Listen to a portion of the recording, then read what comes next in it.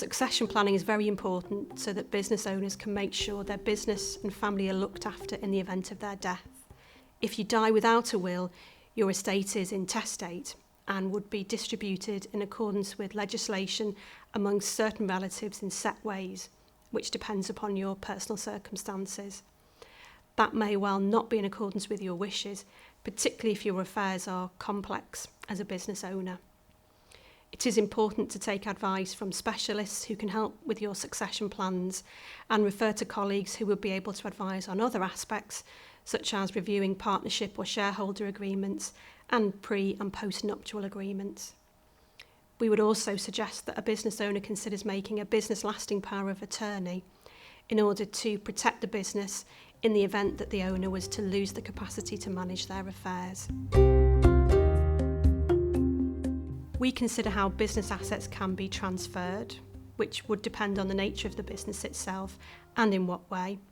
Sole traders can look on to pass the business to a chosen beneficiary if desired, or it might be the case that the sole trader feels they are the business and it will come to an end in the event of their death. For partnerships, we would look to a partnership agreement if one is in place, which would determine how the partnership share can be transferred or encashed on death. For limited companies, we would look to review a shareholder agreement if one is in place, which would set out how shares can be transferred on death. The shareholder agreement may also include provisions requiring a sale of shares to other shareholders, which can affect the potential for tax planning in the future. It might be the case that passing shares into a trust for the beneficiaries may be a better option than an outright gift. On a practical level, we would also suggest that business owners consider if they want the business to continue after the death, and if so, who they would want to be able to take over.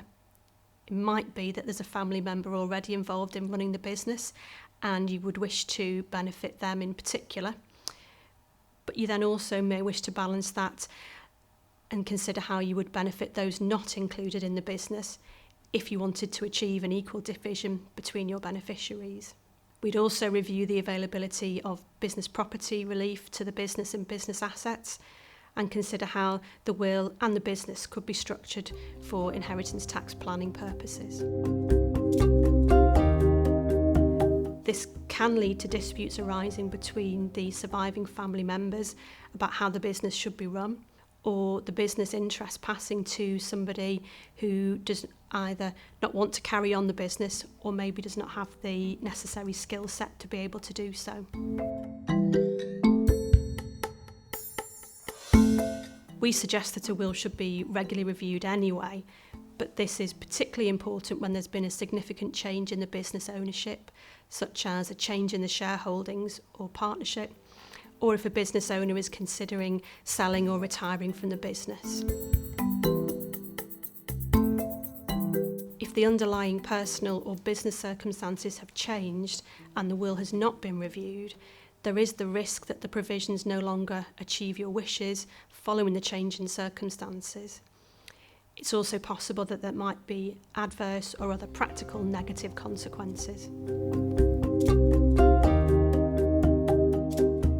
Smaller changes can be made by way of a codicil, which is a supplementary testamentary document, but with any more substantial changes, we would then recommend a new will is prepared.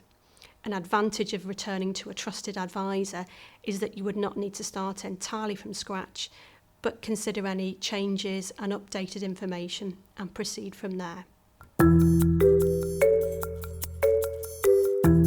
Yes, it is possible to do this. We are always able to provide a quotation for our fees at the outset of a matter once we have confirmed what work is required. We would recommend to anyone that they should have a properly and professionally drafted will, but it is particularly important for higher net worth individuals and or business owners to do so. It is a complex area and a specialist solicitor can help you to achieve your succession planning aims.